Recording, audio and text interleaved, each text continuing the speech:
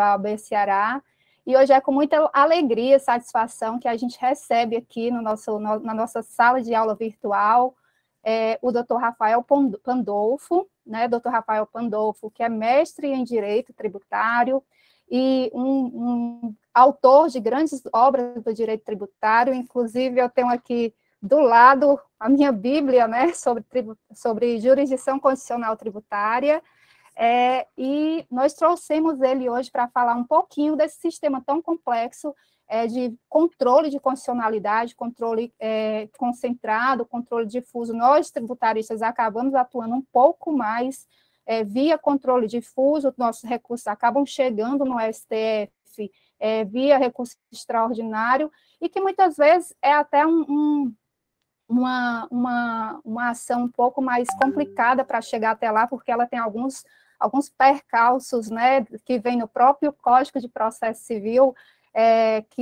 alguns requisitos que faz com que muitas vezes barrem nosso recurso e impeça que nossas ações, nossas demandas cheguem até o STF já para um controle maior, para que a gente possa ter uma decisão da nossa Suprema Corte. Então, assim, aqui nós temos presente também o doutor Hamilton Sobreira, que está como presidente da Comissão de Direito Tributário, triênio 2022 a 2024, doutora Lisle, nossa vice-presidente, doutora Ingrid, coordenadora do JET, e também nós temos como coordenadora do JET, que eu não estou vendo aqui presente, a doutora Thais e a doutora Débora, né? Sejam todos muito bem-vindos. Doutor Rafael, mais uma vez, a sala de aula é sua, e nós estamos aqui prontos para aprender com o senhor. Muito obrigada. Eu que agradeço. Boa noite a todas as colegas, a todos os colegas que estão uma sexta-feira, não é? Nesse horário de happy hour, se dedicando ao estudo do direito tributário. Isso é quase uma vocação, né? Uma doação que se faz ao conhecimento, e o convite me sensibilizou muito. Eu quero agradecer, né, a doutora Adriana, ao doutor Hamilton, nas pessoas de quem eu penso estar agradecendo a todos os demais integrantes, tanto da comissão como da OAB. Não posso deixar de referir também o meu amigo Carlos Pierre, né, que foi conselheiro do CARF em minha época, grande amigo, que me mandou um WhatsApp hoje à tarde, dizendo que estaria em deslocamento, não poderia participar dessa reunião, mas também quero deixar o meu abraço. Passamos por tantos julgamentos e tantas discussões tributárias em Brasília por quase 6 anos. O tema, eu vou compartilhar a tela para facilitar o acompanhamento. Tem uma opção que é uma janela, talvez fique mais interessante. Vocês me digam se será possível. Vamos ver.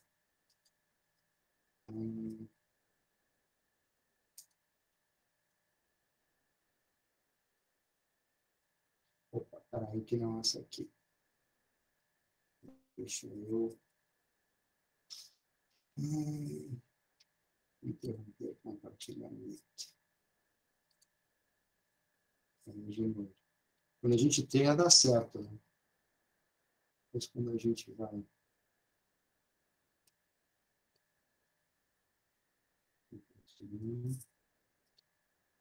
Pronto. Não sei se vocês conseguem enxergar já as imagens. Sim, perfeitamente, doutor. Perfeito. Então, eu vou colocar no modo apresentação para que fique mais claro. Pois então, falar sobre jurisdição constitucional tributária é um tema muito interessante. Muitas pessoas confundem, né, a jurisdição constitucional tributária com o próprio direito constitucional. E são temas distintos. A jurisdição, o estudo da jurisdição constitucional tributária é o estudo dos efeitos das decisões tomadas pelos órgãos julgadores no exercício do controle de constitucionalidade. Ou seja, o direito analisado no seu plano dinâmico, e não no seu plano estático das garantias e dos direitos plasmados no texto constitucional. Portanto, é um objeto distinto e que não vinha merecendo a devida atenção por parte de grande parte da doutrina brasileira, tínhamos algumas obras sobre alguns tópicos específicos, mas, sem dúvida alguma, uma obra de referência tem sido utilizada como referência é do ministro Teori Zavascki, né? Finado ministro Teori Zavascki. Ele possui um livro a respeito que é uma referência. Foi uma pessoa que teve uma influência muito grande na minha formação e no meu estudo da jurisdição constitucional tributária, e também já aproveito para prestar uma homenagem ao ex-ministro. Então, rapidamente, se nós formos analisar, né, as espécies de controle de constitucionalidade, como é que se chega até o Supremo? Se chega, como a doutora Adriana bem colocou, de maneira geral, para os réis mortais como nós, através do recurso extraordinário, de maneira geral, né, que é o controle difuso. Tivemos o advento da emenda constitucional 45, eu vou falar um pouco adiante, que trouxe como inovação a repercussão geral, e isso trouxe reflexos significativos na compreensão do sistema de controle de constitucionalidade, e nós temos também o controle através da via concentrada. O controle, enfim, daríamos para nós falar horas sobre esse tema, dada a riqueza, mas basta dizer que o controle de constitucionalidade ele foi inicialmente chamado de Judicial Review e surgiu nos Estados Unidos, né, uma tradição americana, e muito interessante é que no continente antigo, na Europa, surgiu um século quase após a existência da primeira decisão proferida pela Suprema Corte, na qual se reconhece o império da Constituição. Esse é um tema rico também, sobre diversos prismas. Eu poderia dizer também que é uma disputa constante entre os poderes, verificar quem é o intérprete autêntico do texto constitucional. Nós tivemos, já no texto constitucional brasileiro passado, a previsão de que a declaração de inconstitucionalidade, quando ocorresse, o texto deveria ser remetido ao Poder Legislativo para que ele se pronunciasse sobre a real incompatibilidade desse enunciado com o texto constitucional ou não.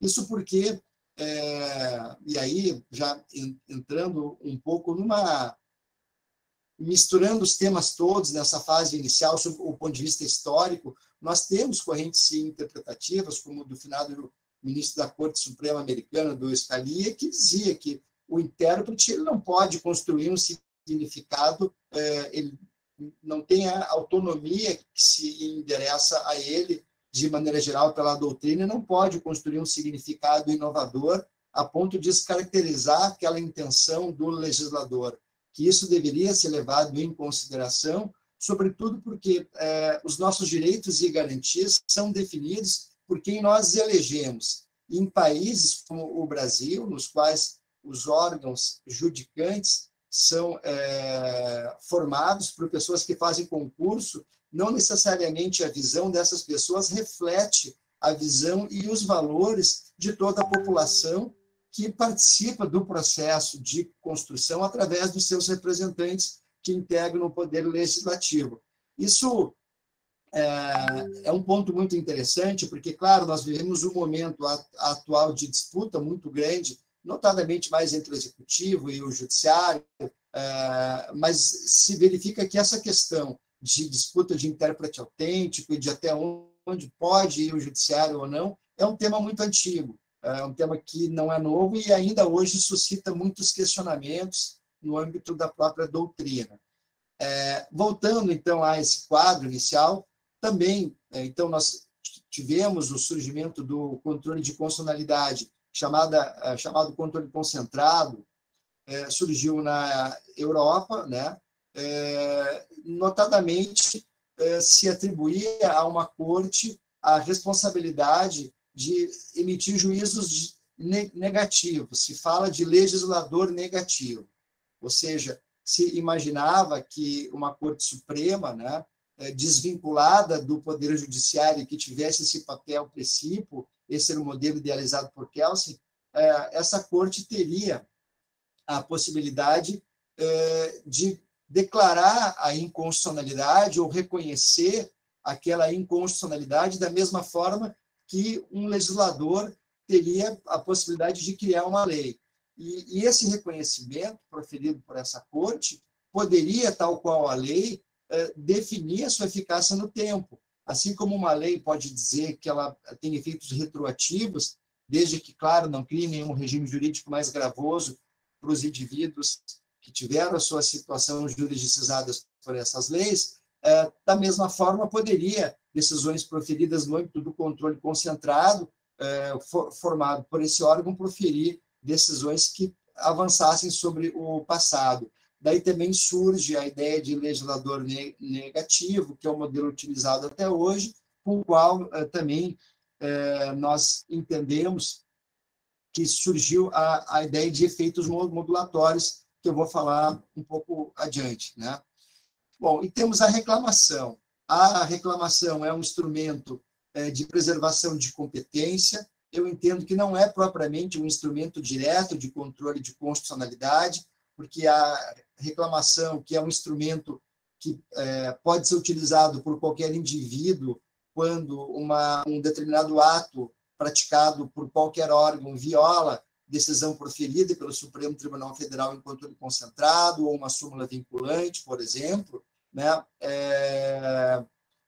É um instrumento que visa a preservação daquela decisão e a preservação do conteúdo daquela decisão. Eu não entendo como mecanismo de controle de constitucionalidade, porque o que a decisão sobre a reclamação faz é comparar a decisão proferida pelo Supremo Tribunal Federal com o ato praticado, e não a Constituição com o ato praticado. Portanto, o objeto de análise é uma decisão proferida pelo Supremo, analisada e confrontada com outra decisão, que seria a que violou esse precedente, no caso, melhor dizendo, essa decisão ou essa súmula. Mas é um instrumento fundamental que, de maneira indireta, e aí sim, vai refinando o sentido da decisão dada pelo Supremo.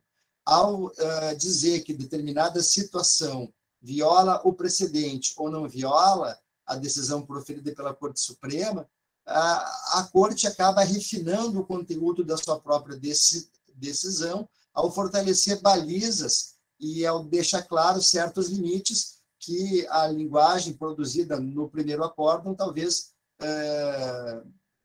não pudesse contemplar de maneira tão ampla como é a infinidade de hipóteses, né, trazidas pela vida. Então, nós temos esses três mecanismos de acesso, né? Os dois primeiros eu entendo como mecanismos de controle direto, aliás, não controle direto de constitucionalidade, mas mecanismos de controle de constitucionalidade em sentido estrito, e o último, que é a reclamação, não. É um instrumento pelo qual se busca a preservação da competência da própria Corte Suprema e da eficácia das decisões proferidas quando afetam todos. E esse me parece também um ponto bem significativo. Bem, isso nós já falamos, então, quanto ao critério subjetivo, né, nós temos o controle concentrado e o difuso. Quanto ao critério objetivo, se usa a denominação de controle concreto ou controle abstrato, conforme a via utilizada seja concreta, né? E aí a inconstitucionalidade é uma causa de pedir. Esse é um ponto bem importante. No controle difuso, a declaração de inconstitucionalidade é a causa de pedir, e não o pedido em si. Já no controle abstrato, a declaração de inconstitucionalidade é o próprio pedido. Então, são aspectos que permitem uma diferenciação quanto à origem, quanto à natureza e quanto ao acesso a esses mecanismos de controle de constitucionalidade. E aí nós temos dois pontos muito interessantes, que são os pontos que eu separei para nós conversarmos hoje, são pontos recentes, que dizem respeito aos temas 881 e 885. Os temas 881 e os temas 885, eles tratam dos efeitos que as decisões proferidas pelo Supremo Tribunal Federal, aliás, os efeitos das decisões proferidas pelo Supremo Tribunal Federal nas relações jurídicas de trato continuativo, ou de trato continuado, melhor dizendo. Ou seja, a relação jurídica tributária, leia-se, o determinado contribuinte ajuizou uma ação, como no caso em que está sendo analisado pelo Supremo Tribunal Federal, o caso é da contribuição social sobre o lucro, determinado contribuinte ingressou com a ação, e nessa ação foi reconhecida a inconstitucionalidade da contribuição social sobre o lucro. E essa decisão transitou em julgado, ultrapassou o seu prazo para rescisória, que seria de qualquer sorte descabida, uma vez que inexistindo à época a decisão do Supremo Tribunal Federal no sentido contrário, né? Só que, posteriormente, passado um determinado lapso de tempo, o Supremo Tribunal Federal vem e profere uma decisão na qual ele reconhece a constitucionalidade da contribuição social sobre o lucro. Notadamente, essa discussão, entrando um pouquinho na matéria que ela envolvia, diz respeito à espécie normativa apta a dispor sobre as contribuições, né? Nós sabemos que o artigo 146, inciso 3 da Constituição Federal, ao entabular a figura da norma geral tributária, identifica uma espécie normativa específica para a regulamentação dessa matéria, que é a lei complementar. E não é por acaso, tratando-se de norma geral e considerando o primado da segurança jurídica, uma lei nacional confere um conteúdo mínimo às legislações esparsas ordinárias e permite que os contribuintes tenham aspectos parametrizados que permitem o exercício das suas prerrogativas, que permitem que as obrigações tributárias nasçam obedecendo um certo padrão. Então, é um elemento, sem dúvida alguma, muito que interessa a segurança jurídica. O que acontece? A interpretação do Supremo é de que esse dispositivo do texto constitucional, como a Constituição fala em impostos, ele diz respeito apenas aos impostos e não compreende as contribuições. Essa foi a discussão. Os contribuintes haviam ganho inicialmente pela inconstitucionalidade da cobrança com base numa lei ordinária, e o Supremo, posteriormente, veio dizer que a contribuição social sobre o lucro poderia, sim, ter sido instituída por lei ordinária, uma vez que não se tratava de um imposto, só os impostos que estariam sujeitos à regulamentação por norma geral tributária, lei nacional, lei complementar. Pois bem, ultrapassado um período, então, o Supremo Tribunal Federal diz, olha, é constitucional. O que acontece com esse contribuinte que tem a coisa julgada? Nós podemos analisar o primeiro prisma que vem à mente, ou a primeira... Acho que todo advogado tem uma mania de olhar sempre esse assunto através de uma maneira defensiva, olhando a segurança jurídica. Não, para um pouquinho. Eu entrei com uma ação, eu discuti esse processo transitou em julgado.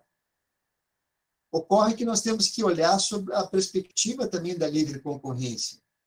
Se você fosse advogado de outro contribuinte que sentasse na sua frente e dissesse, doutor Hamilton, eu estou com um problema. Qual é? Não, eu abri uma indústria, aqui está o meu centro de custos, e eu estou recolhendo contribuição social sobre o lucro. E essa indústria, a 50 metros da minha, produz o mesmo produto, é o meu concorrente, não é uma demanda inelástica, né? E ele não está recolhendo a contribuição social sobre o lucro. Nós vamos dizer, tá, mas o Supremo já se manifestou sobre isso? Já. E o que ele disse? Não, ele disse que é a devida contribuição. Como é que se enfrenta isso, né? De um lado, a segurança jurídica de quem ganhou. De outro lado, o respeito à livre concorrência, que não pode ter como elemento diferenciador uma decisão judicial que é um ato estatal que, após a estabilização, dada pelo Supremo Tribunal Federal adquire um conteúdo próprio. Então, esse confronto, esses dois valores, da segurança jurídica e da livre concorrência e da isonomia, sem dúvida alguma, foram elementos que foram considerados pelos ministros do Supremo Tribunal Federal nessa análise. Eu, já na primeira edição do meu livro, quando enfrentei esse tema, eu, analisando até sob a luz dos princípios, enquanto espécies normativas distintas das regras, né? Portanto, eles podem conviver, né? E não estão sujeitos à regra do tudo ou nada, como Dworkin e o Alexis depois defendiam, mas que os princípios podem coexistir. E como se aplicaria os dois princípios nesse caso?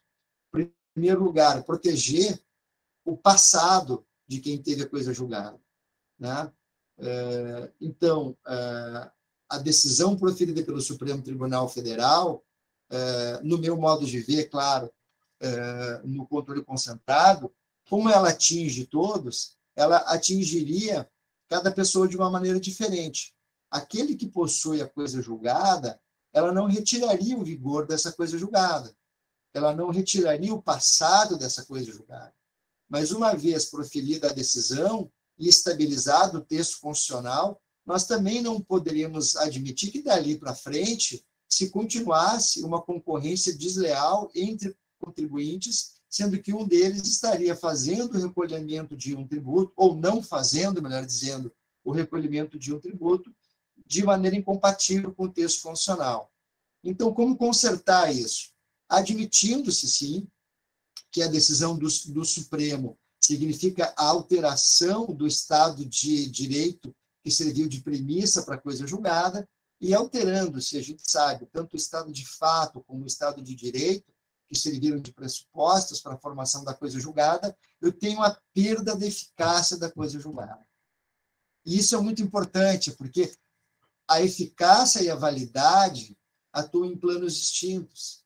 O que eu quero dizer com isso? Que o posicionamento do Supremo não autorizaria a Fazenda a propositura de uma ação rescisória, porque a coisa julgada, incompatível com o posicionamento posterior adotado pelo Supremo, não é inválida. Ela é válida e ela tem vigor até o momento em que é alterado esse ordenamento jurídico em virtude de uma decisão proferida pelo Supremo Tribunal Federal.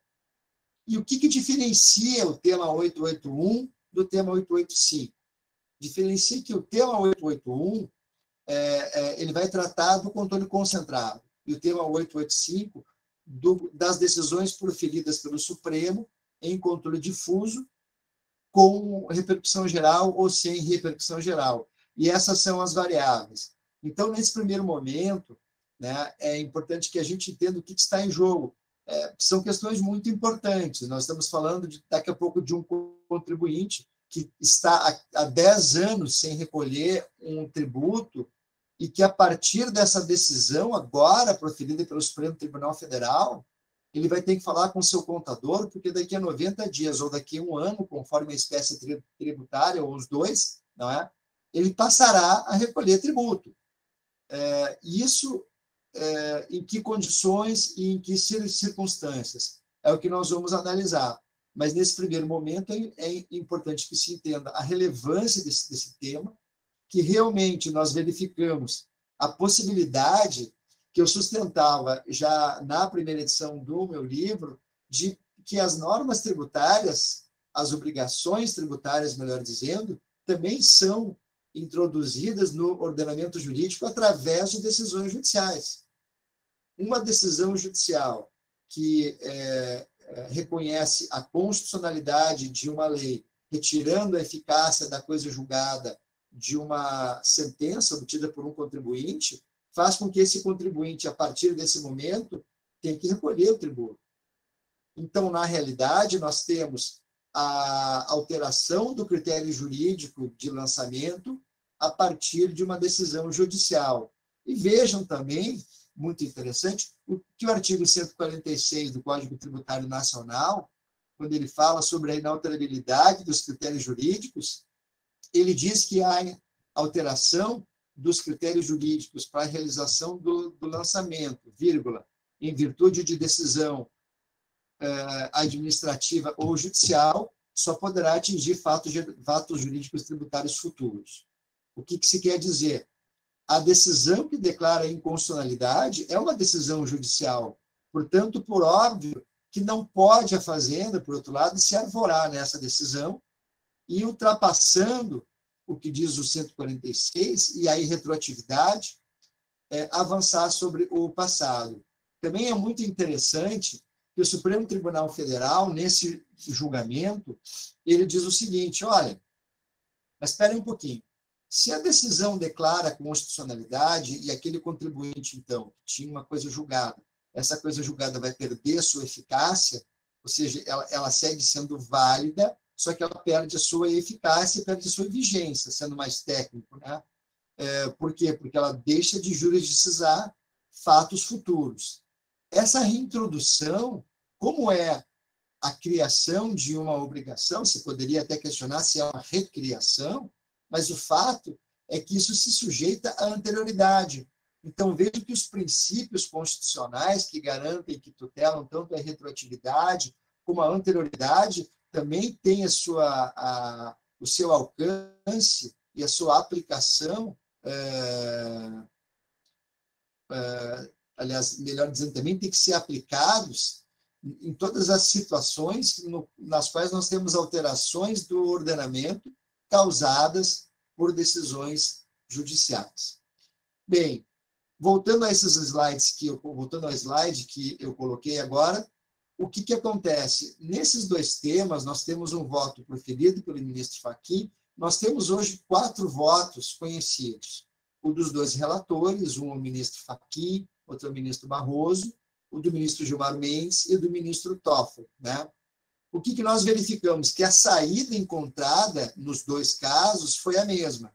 Então, houve uma equiparação dos efeitos da decisão proferida no controle concentrado de constitucionalidade aos efeitos proferidos por uma decisão que decorreu do controle difuso de constitucionalidade em repercussão geral. Essa diferenciação foi feita. Eu confesso, falo aqui de coração com vocês, eu confesso que tem dificuldades de enxergar essa equiparação. Porque a mesma emenda constitucional que criou a repercussão geral também criou a súmula vinculante. Portanto, a Constituição, o legislador constituinte brasileiro, criou um mecanismo próprio pelo qual decisões proferidas no controle difuso podem ter uma abrangência erga omnes. Isso exige a edição de uma súmula vinculante. No entanto, entender que a decisão em repercussão geral, por si só, teria o mesmo efeito que uma decisão proferida em controle concentrado, me parece desconsiderar essa própria emenda. Quando se analisa esse tema, se analisa muito em função da importância da resolução do Senado Federal, né? O artigo 52, inciso 10 do texto constitucional, ele afirma que cabe ao Senado Federal editar resolução suspendendo a aplicação de lei declarada inconstitucional pelo Supremo. Evidentemente, essa resolução só tem espaço em decisões proferidas pelo controle difuso. E aí se discutia muito se esse dispositivo teria se tornado obsoleto ou não, e teria ocorrido uma mutação constitucional a partir da edição da emenda 45, tendo em vista essa função expansiva e vinculante dos precedentes que surgiu com a repercussão geral. O fato é que essa mesma emenda que criou a repercussão geral, ela criou a súmula vinculante, então ela indicou o caminho. E, claro, enfim, eu sou um estudioso do tema, um apaixonado, mas eu não posso também deixar de reconhecer que parece que o encaminhamento a ser dado pelo Supremo não é o que eu penso nesse assunto. O encaminhamento que vai ser dado pelo Supremo é o de que a decisão em repercussão geral ela possui os mesmos efeitos né, do que a decisão proferida em controle concentrado, né? Se nós analisarmos ainda a própria resolução do Senado Federal, vejam que interessante. O Supremo profere uma decisão no controle difuso. A decisão tomada pelo plenário, a lei é declarada inconstitucional. Posteriormente, o Supremo notifica o presidente do Senado Federal, e o presidente do Senado Federal pode suspender a aplicação da lei. Vejam que a suspensão da aplicação da lei é uma prerrogativa de um outro poder. E eu tenho dificuldades em compreender que o Supremo Tribunal Federal pode reconhecer sua competência e reconhecer que um dispositivo que cria a prerrogativa de um outro poder se tornou obsoleto. Por quê? Porque, na realidade, ao se dizer que um outro dispositivo do texto constitucional que cria uma prerrogativa ao Poder Legislativo se tornou obsoleto, eu estou diminuindo a abrangência desse outro poder. E, de certo modo, essa interpretação feriria a separação entre os poderes. Nós estaríamos tirando essa prerrogativa da resolução do Poder Legislativo. Então, a compreensão de que a resolução do Senado teria se tornado obsoleta, desculpa, gente, com o advento da repercussão geral, me parece que é um tema que deveria ser melhor refletido pelos ministros do Supremo Tribunal Federal, sobretudo porque isso envolve a discussão de cláusula pétrea. A gente sabe que a separação entre os poderes não pode ser qualquer alteração entre a separação tal qual plasmada no texto constitucional, não pode ser objeto sequer de emenda constitucional. Então, como poderia uma interpretação criar uma mutação que nenhuma emenda poderia fazê-lo? Esse é um questionamento que deveria se fazer ao Supremo Tribunal Federal. Voltando ao tema, então, nós temos o tema 881, como eu disse, o contribuinte, no caso, tinha uma decisão proferida em 92, com trânsito em julgado, e o que acontece? Em 2007, né, o Supremo já havia julgado esse tema em controle difuso, tá, gente? Mas em 2007, a Fazenda entra com uma ADI, a ADI número 15. Aliás, ela entrou antes, em 2007 foi proferida a decisão. E proferida a decisão de constitucionalidade. Bem, proferida a decisão de constitucionalidade, no meu modo de ver, estaria a Fazenda autorizada a cobrança desse tributo. Mas o fato é que a Corte ainda não tinha se manifestado sobre esse tema. Mas, em tese, né, como a decisão proferida em ADI tem efeito erga omnes, retiraria a eficácia da decisão que teria vigorado desde o seu trânsito até a publicação da decisão do acórdão do Supremo na ADI.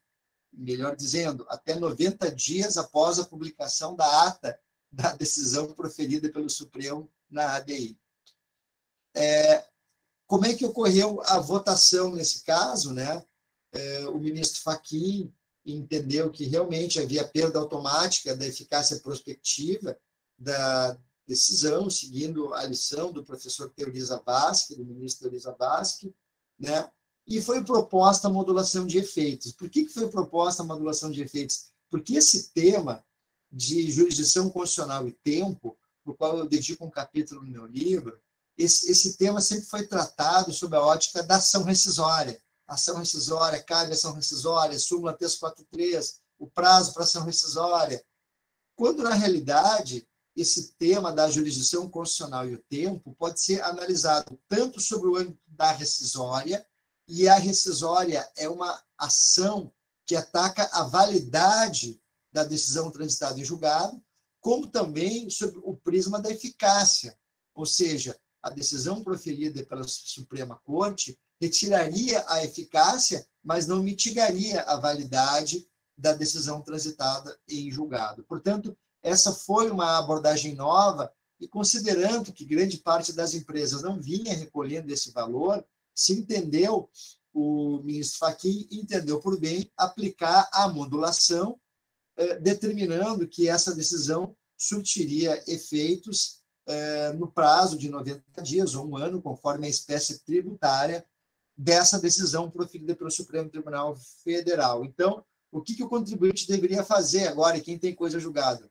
Deveria olhar para ver se foi proferida a decisão do Supremo posterior à sua em sentido contrário, não é? Em controle concentrado, segundo o tema 881, e, considerando a decisão do tema 881, contar, se for uma contribuição, no caso, contribuição social sobre o lucro, contar 90 dias. Portanto, as empresas que não recolhem contribuição social sobre o lucro, confirmada essa votação e publicada a ata, 90 dias após o julgamento do tema 881, terão que recolher esse tributo, independentemente de ação proposta pela Fazenda. E aí nós temos o tema 885. O tema 885 ele é parecido no que diz respeito aos aspectos cronológicos com o tema 881, mas ele apresenta uma diferença específica. E que diferença específica é essa? Né? Se analisou, vem cá, e uma decisão em repercussão geral, ela é igual a uma decisão proferida no controle concentrado ou não? O voto do ministro Barroso vai ao encontro do tema 881, ou seja, ele entende que a decisão em repercussão geral, tal qual a decisão proferida em controle concentrado, significam uma alteração no Estado de Direito do nosso ordenamento que autorizaria a perda da eficácia da decisão transitada em julgado. Né? Nesse caso, né, nós temos a votação muito parecida com a do tema 881, né? Então, esse mais ou menos é a posição. Quanto à questão de modulação de efeitos, né, eu digo, né, uma analogia que eu fiz no livro, é que se a inconstitucionalidade é a doença e a declaração de inconstitucionalidade é o remédio, a modulação é aquilo que faz com que o remédio não cause ao paciente um efeito pior do que a própria doença. Portanto, quando se aplica a modulação, tem que se aplicar sob a ótica de quem foi atingido pela inconstitucionalidade, e nem quem foi beneficiado por ela. Isso é muito importante que se entenda. E também esse papel, né, de proteger quem confiou no Estado e nas leis, e se fez aquele recolhimento, o melhor encaminhamento a ser dado, sobretudo à luz do princípio da moralidade, é o restabelecimento do status quo ante com a restituição ou compensação dos valores recolhidos. Tá? Mas nós temos, então, a modulação, que tanto no tema 881 quanto no tema 885 foram fixadas nos exatos termos em que eu disse agora há pouco. Então, caminhando para as conclusões, até para a gente conversar depois sobre o tema, não é? Nós verificamos esse tema, ele significará um marco na jurisdição constitucional brasileira pela aproximação inequívoca quanto aos efeitos das decisões proferidas em repercussão geral e em controle abstrato.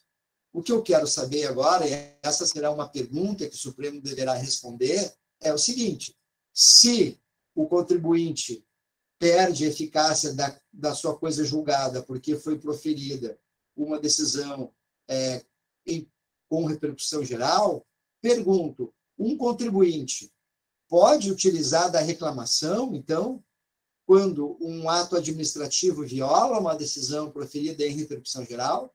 Porque o Supremo tem sido muito reticente no cabimento de reclamações. Veja, a Constituição e, de modo geral, a jurisprudência do Supremo tem aceito reclamações nos casos de súmula vinculante e nos casos de decisão proferida no controle abstrato.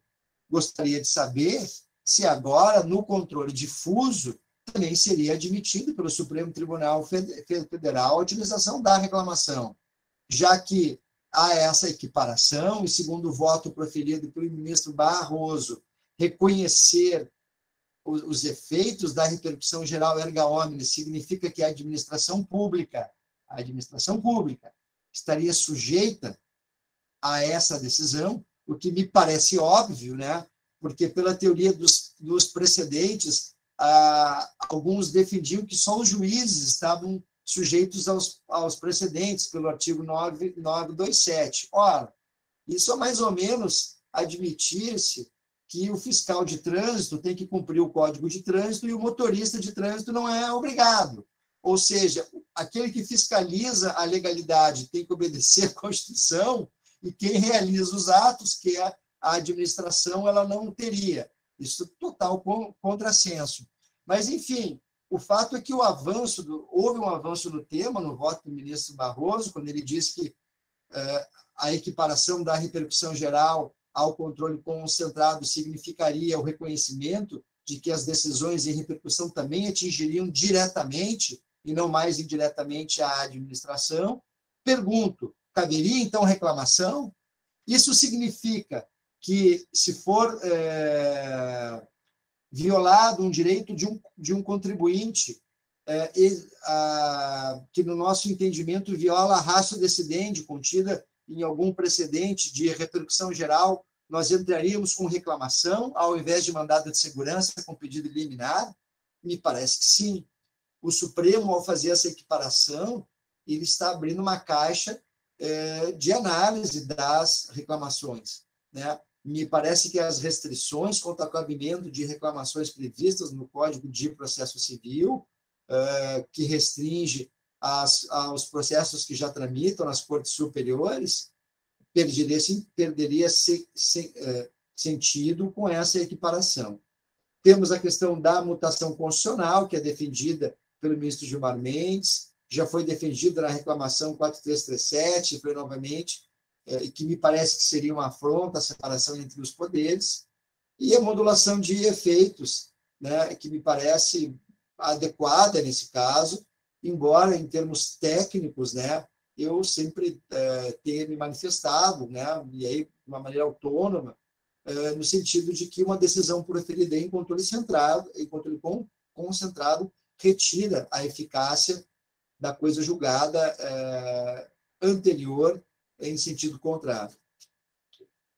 Bem, eram esses breves esclarecimentos. Deixo a frase cunhada pelo estimado Lorenzo, que trabalha comigo, está assistindo aqui a nossa apresentação, colheu do livro do João Guimarães Rosa, que diz: o correr da vida embrulha tudo, a vida é assim, esquenta, esfria, aperta, e daí afrouxa, sossega e depois desinquieta.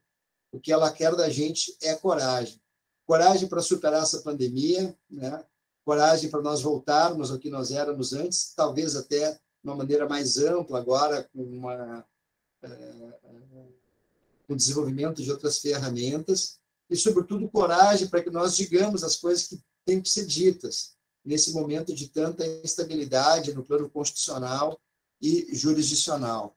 Quem tiver interesse aí em adquirir, o livro é só entrar no site da editora Noeses, essa segunda edição, que a professora Adriana apresentou inicialmente, com muito orgulho, né? Eu tenho, por ela ter apresentado esse livro. E assim, eu encerro essas palavras iniciais para nós conversarmos sobre o tema. Deixa eu tirar agora aqui. Perfeito, doutor Rafael. É muito pertinente, principalmente seus questionamentos finais, né? Até porque, assim, com relação à modulação dos efeitos das decisões em si, em regra, o que a gente tem é quando uma decisão ela é nula, ela é incondicional, ela é nula depois no direito. No entanto, em matéria tributária, né, o Brasil tem não é uma nulidade absoluta, é uma nulidade relativa. E uma das coisas que eu mais questiono a questão da modulação dos efeitos, desculpa, porque meu cachorro está aqui um pouco agitado, é essa questão que vem na própria Lei 9.868, né, de 99, em que trata da questão da segurança jurídica ou excepcional interesse social, o que faz com que, muitas vezes, o STF ele acabe julgando mais, não em face desses dois requisitos, né? No entanto, mais em um pró-fisco, o que faz com que, se a gente for observar os julgamentos tributários que teve, tanto no ano passado como os que tiveram nesse ano, teve muito mais um pró-fisco de que uma própria modulação dos efeitos, levando realmente em consideração esses dois requisitos, que é da segurança jurídica ou excepcional interesse social, né? Eu gostaria de saber um pouquinho o que é que o professor tem a dizer, mais ou menos, sobre muitas vezes, meio que uma discricionariedade dessa interpretação desses dois requisitos pelo STF, pelos ministros. Perfeito, doutora Adriana. Sua pergunta é muito interessante. Até tem um ponto que eu não abordei no meu livro, e numa das aulas que eu preparei esses tempos, eu me detive na análise desse dispositivo que a senhora acabou de retratar. E vejo que ele fala em segurança jurídica e excepcional interesse social. Não é excepcional segurança jurídica. A segurança jurídica ela é plena e não é relativizada. O interesse social que justifica a modulação não pode ser o interesse social meramente financeiro, o interesse social ordinário, porque a arrecadação ela não é um interesse excepcional, ela é um interesse ordinário. Se arrecada ordinariamente.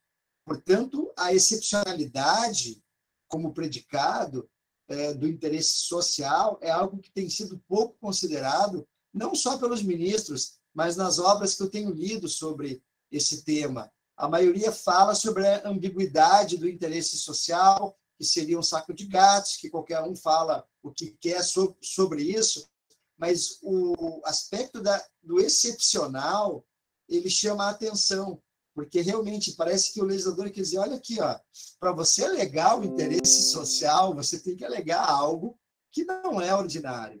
E, infelizmente, isso não vem sendo feito. E um aspecto ainda mais constrangedor é que, muitas vezes, nós temos mandados de segurança que são impetrados. O caso de FAO agora, e essa questão da anterioridade, a lei que foi publicada já em 2022 e, portanto, o diferencial só poderia ser exigido em 2023. O que aconteceu? Diversos juízes concederam liminares. Essas liminares foram cassadas pelos presidentes dos respectivos tribunais estaduais, uma vez que elas traziam uma grave ameaça à economia, ou à segurança, etc. Então, vejam que, primeiro, se utiliza um subterfúgio para caçar a liminar e se cria uma conta para devolver, porque o tributo que é pago vai ter que ser devolvido. E lá na frente, como foi caçada a liminar, você vai ter que devolver esse tributo. E aí se alega que o dinheiro é muito e que, portanto, tem que ser modulado. Então, me parece que a Fazenda se utiliza da própria torpeza, às vezes, que é do jogo. Aqui não é uma crítica aos procuradores da Fazenda, de maneira alguma. É uma crítica ao arcabouço normativo que nós temos e que permite que uma liminar seja atacada por um agravo, por um recurso direto ao presidente do tribunal, ao qual o jurisdicionado está vinculado, e ao presidente do tribunal, ao qual caberia eventual especial ou extraordinário. Então, nós podemos imaginar agravo, recurso 1, recurso para o STJ, recurso para o STF.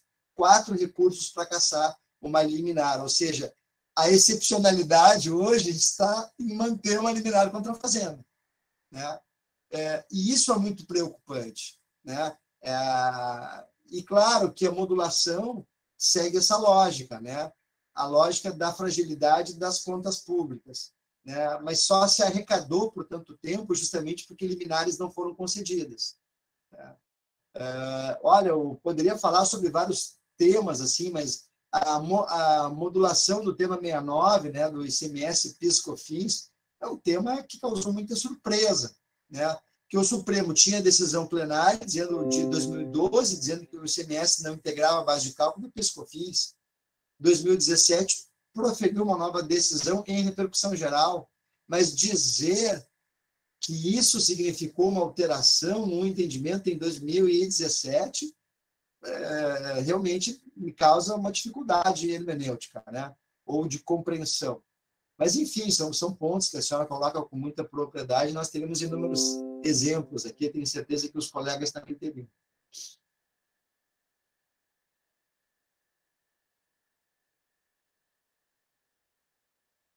Eu acho que a senhora está no mudo. Seu microfone, Adriano. Tá, desculpa, gente. Perfeito, doutor Rafael. Eu concordo muito com a sua abordagem, né? Eu acho que realmente essa questão ela precisa ser trabalhada para que também a norma ou tributária ela seja interpretada de acordo com o princípio da legalidade, né? Que nós estamos falando do direito tributário, então obrigatoriamente nós estamos falando também sobre legalidade. E eu vou passar a palavra agora para os membros, para o doutor Hamilton também, que quase querem fazer alguma pergunta, alguma consideração. Por favor, pessoal, fiquem à vontade.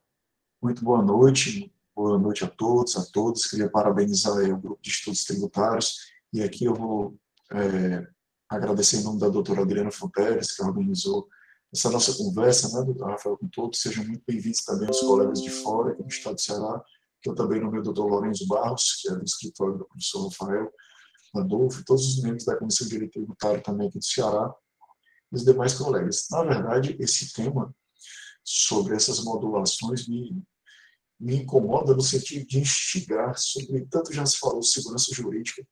Imaginemos da seguinte forma: eu estou começando direito agora, e eu aprendo que as decisões declaratórias, elas declaram porque as coisas já o são. Né? A gente costuma aprender desse básico. Quando eu começo a modular, patrasmente, eu consigo até fazer um exercício, um raciocínio jurídico, e entendo que eu consigo chegar a uma certa razoabilidade, embora afete a segurança jurídica. Agora, o que eu tenho observado de interessante, e eu entendo também a repercussão financeira, embora eu não possa utilizar esse argumento em prol do contribuinte, olha, eu não posso pagar tal tributo, porque senão eu vou quebrar. Não vou utilizar a linguagem mais básica. Mas é muito interessante quando a gente vê essa modulação para frente, Rodolfo. Tipo, né, professora Adriana, tipo, olha, essa norma é inconstitucional, mas ela vai valer até 2023. Como? Você já conheceu?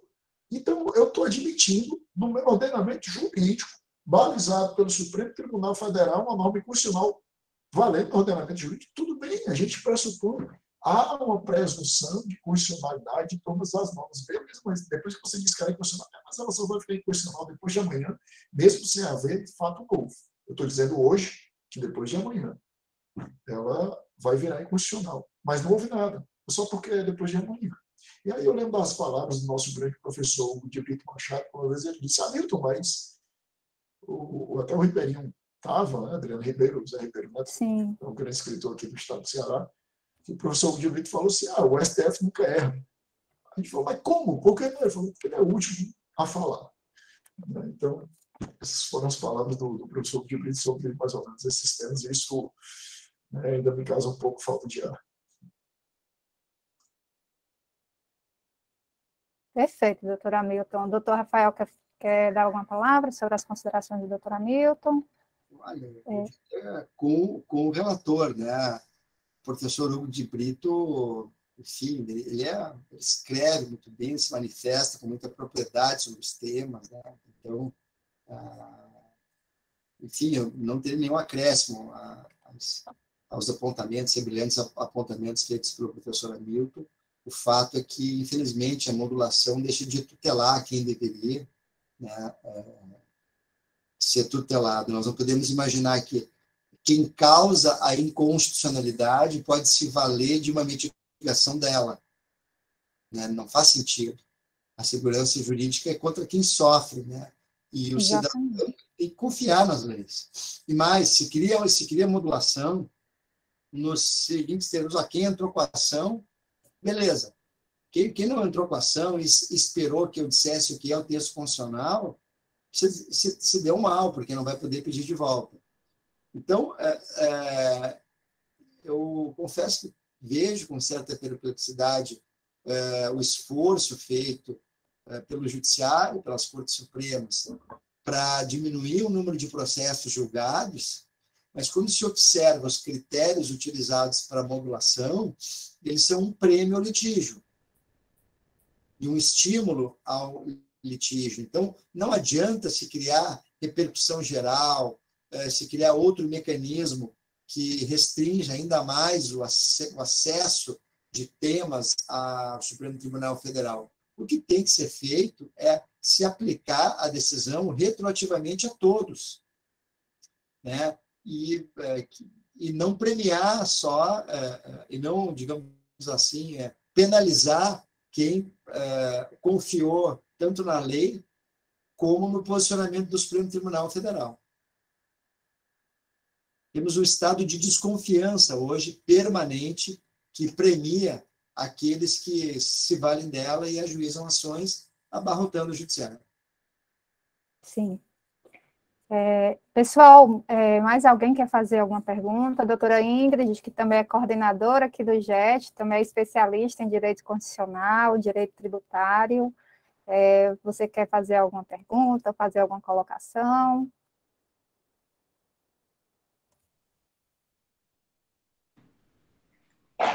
Boa noite. Obrigada, doutora Adriana. Doutor Rafael, suas considerações são muito pertinentes. Primeiramente, eu quero só agradecer, não mais fazer não mais uma pontuação. Sua explanação foi extremamente brilhante a respeito da constitucionalidade do direito tributário e dá um novo olhar para tanto aquele advogado como aquele acadêmico a pensar de uma maneira diferente a respeito de como o judiciário tem se manifestado nas matérias tributárias. Tá? Primeiramente, eu quero me falar mais de agradecimento às suas palavras, porque qualquer aprendizado, qualquer palavra em sentido oposto ao que já é exposto, abre a mente de todos nós. Agradeço imensamente suas palavras, inclusive peço para que disponibilize a sua apresentação, para que a gente possa disponibilizar nas nossas redes sociais da Comissão de Direito Tributário, para que todos que não puderam assistir a esse grupo de estudos, não puderam assistir essa brilhante explanação, que abre realmente as mentes de todos os advogados, todos os tributaristas ou não, para que possam ter acesso ao seu conhecimento também, tá? Muito obrigada. Pessoal, mais alguém? Quem quiser fazer alguma pergunta, está aberto. Se não, nós vamos nos encaminhar para o final. O doutor Rafael Pandolfo gentilmente forneceu um sorteio de um exemplar do livro dele. Eu mostro mais uma vez o livro, porque é um livro de cabeceira, assim, para mim, que eu gosto muito de consultar. Ainda na faculdade, eu sempre gostei de direito constitucional e jurisdição constitucional. Comecei com o professor Lênio. E quando chegou no direito tributário, eu disse, não, eu preciso ter algo sobre jurisdição constitucional tributária. E encontrei o livro do doutor Rafael Pandolfo. Então, assim, tanto utilizo de forma acadêmica, no meio acadêmico hoje, também como indico, faço indicações quando em algum grupo, algum colega pergunta sobre o tema, eu disse, eu tenho um livro maravilhoso, de fácil aprendizado, é uma linguagem muito boa, né, para você aprender sobre o tema, porque é um tema complexo. A jurisdição em si já é complexa, quando se passa para o direito tributário, ela fica mais complexa ainda, né? Então, assim, é uma obra exemplar e que um de vocês vai ser premiado em recebê-la. Nós pedimos para quem entrasse, colocasse o nome no chat em ordem numérica, né? Eu não sei como ficou aqui. Nós temos quantas pessoas na live ou na sala de aula? Adriana, só aproveitar para dizer que o Pierre entrou e mandou um abraço para o professor Rafael, né? Pierre, grande conselheiro do CAF, juntamente com o Rafael, juntamente com o nosso amigo Maurício Fara, né? Tantos colegas bacanas, e agora a gente também tem um novo representante do Ceará, o Fred Pierre, culturando ele, por muito tempo. Até aproveitar para fazer uma brincadeira aqui com o Pierre. Ele também foi jogador aqui do Contencioso, e ele é famoso, viu, Pierre? Sei que você está me ouvindo, por gostar de, na hora das sessões, Adriano, só para a gente quebrar um pouco, né, o clima da tensão de direito tributário, que no momento das sessões ele está comendo bolacha Maria, né? Isso vem para todo mundo. Né? Na época presencial do CAF, ele tem essa fama, né? Então todos os jogadores, todo mundo brinca com ele, mas é um querido amigo, inteligentíssimo, preparado, grandes discussões. Assim como o professor Rafael, eu termino aqui minhas palavras também agradecendo. Eu acho que bastante pessoas já saíram, né? Nós estava com 20 e poucas pessoas, temos 16. Eu não sei como, eu vi que não ficou muito organizado a lista. Então, eu acho que alguém pode sugerir como nós fazemos, algum aniversariante nesse mês ou no próximo? Qual é o aniversariante mais próximo? Mês, Adriana. Eu. Sim, mas eu doutora Hamilton, é aniversário esse mês, eu acho que dia 16, é? Isso. Dia 16, né? Mas não, eu não estou no circuito, eu tenho...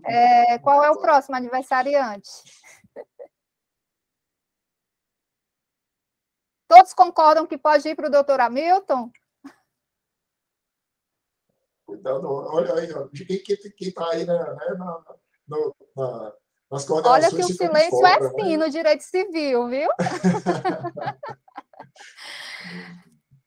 Obrigado. Não, pode fazer o sorteio aí, entre os membros que entraram. Então, vamos. Doutor Rafael, tem alguma sugestão de sorteio? Não. A definição dada, para mim, está ótima. Eu tenho uma sugestão. A doutora Ingrid, ela me ajudou em toda essa parte de manutenção da live, de cards e tudo, então eu gostaria de sugerir que fosse para ela esse exemplar, né? Até por ser uma brilhante tributarista e também uma brilhante profissional nessa área de informática e tudo, porque eu sou muito leiga. Sem ela aqui, eu acho que eu não teria conseguido fazer nem 90% disso aqui, né? Então, eu gostaria de que fosse repassado para ela, então. Se todos estiverem de acordo. Perfeito. Eu vou pedir para a doutora Ingrid, depois, se ela puder me mandar só o endereço para o envio. Obrigada, doutora Adriana, pela sugestão. A honra receber o livro do doutor Rafael Pandolfo. E pego até seu contato com a doutora Adriana, e aí eu envio, assim, o contato direitinho no meu endereço. Muito obrigada, tá? Sabe que as bolachas do doutor Pierre já me salvaram algumas tardes de CARF, viu? Que eu pedia, quando dava intervalo, morrendo de fome depois do almoço, a gente sabia onde tinha alguma coisa para... Pronto, doutor... Doutor Rafael, eu passo a palavra para o doutor para as suas considerações finais, e já que eu gostaria de agradecer a sua presença nessa aula brilhante, em que todos nós que tivemos essa oportunidade de presenciar a sua aula, aprendemos bastante sobre direito tributário nesse tempo. É um tempo que a gente tenta modular para não se tornar uma aula muito longa, também até por ser uma sexta-feira, né?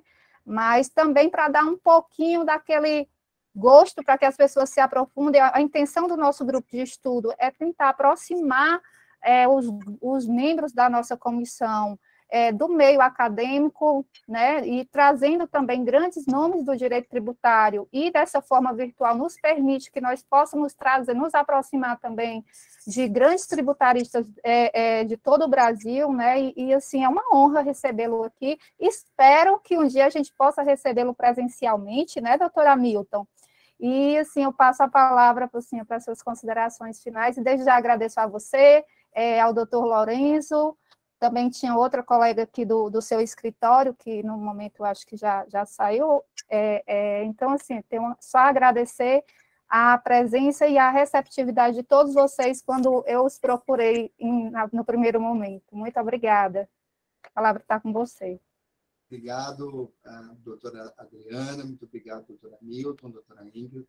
Foi um privilégio para mim hoje poder conversar com colegas, enfim, que me trouxeram temas muito interessantes. As perguntas formuladas me levaram a reflexões que eu fiz várias anotações, aqui vocês vão enxergar, com base nas perguntas que vocês fizeram e que vão estar na próxima edição do meu livro. Então, esses momentos, para mim, são momentos muito caros, né? Nós somos consumidos pela nossa atividade como advogados, mas é muito importante nós deixarmos essas janelas de conhecimento e de inspiração. Então, quero parabenizá-los pelo esforço, dizer que me senti lisonjeado com o convite, estou à disposição, quando tiver qualquer evento físico, aí, com o maior prazer, essa cidade linda, maravilhosa, podem contar comigo, né? E lhes desejar um maravilhoso final de semana, que aproveitem bastante, já que sexta-feira acho que os trabalhos podem ser dados